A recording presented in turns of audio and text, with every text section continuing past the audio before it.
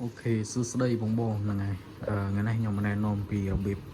pra pra mà sân print và phê đã áp sẵn là pH âm 20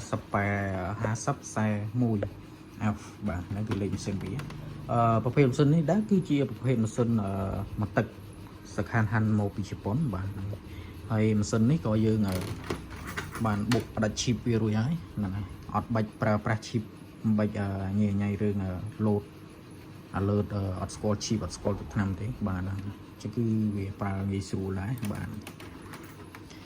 អូខេអញ្ចឹងថ្ងៃនេះមកណែនាំពីរបៀប copy ហើយនឹង setting ខ្លះនៅក្នុងម៉ាស៊ីនហ្នឹងហើយអូខេអញ្ចឹង function ដែលយើងបើកមកគឺវាចេញជា function បែបនេះបាទហើយយើងអាច touch នៅលើហ្នឹងបាទអញ្ចឹងគឺវាងាយស្រួលមែនតើបាទគឺ touch នៅលើ screen វាបានគឺដូចទូរស័ព្ទអញ្ចឹងបាទហើយសម្រាប់ tray វាគឺមាន2 tray 2 port បាទហ្នឹងហើយ tray กระดาษបាទអញ្ចឹង tray ទី1នេះគឺយើងដាក់ຂະຫນາດ A4 tray ទី1បាទហើយ tray ទី2នេះគឺយើងដាក់ຂະຫນາດ A3 អញ្ចឹងគឺងាយស្រួលមែនតើយើងស្រឡាញ់ A4 ឬយកទៅ A4 ទៅវាទាញ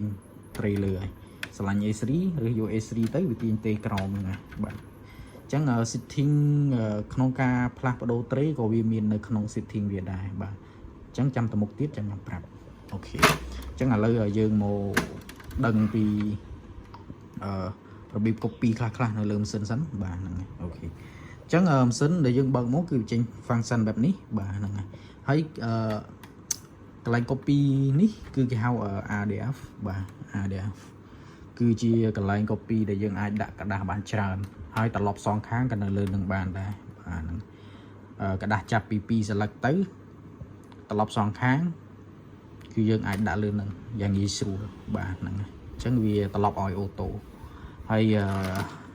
នេះគឺជាកន្លែង copy កញ្ចក់វា scan កញ្ចក់របស់វាបាទហ្នឹងຂະຫນາດ A3 A4 បាទបរិយាព្រមបានមួយ set ហ្នឹងហើយបរិយាពី A3 មក A4 ពី A4 ទៅ A3 ដូចសភៅស្នាក់នៅរបស់យើងហ្នឹងហើយសភៅស្នាក់នៅរបស់យើងបរិយាមក A4 សភៅគ្រួសារសម្បត្តិកណើតអីគឺអាចបរិយាព្រមនៅលើនឹងបានហ្នឹងហើយអូខេអញ្ចឹងយើងមក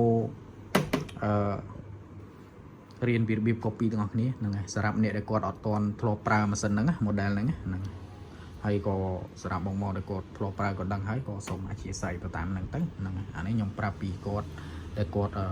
ទៅប្រើប្រាស់ម៉ាស៊ីនហ្នឹងយកម៉ាស៊ីនហ្នឹងទៅប្រើប្រាស់គាត់អត់ចេះប្រើគឺយើងធ្វើវីដេអូនេះដើម្បីណែនាំគាត់ពីរបៀបការប្រើប្រាស់ទៅតាមហ្នឹងអូខេ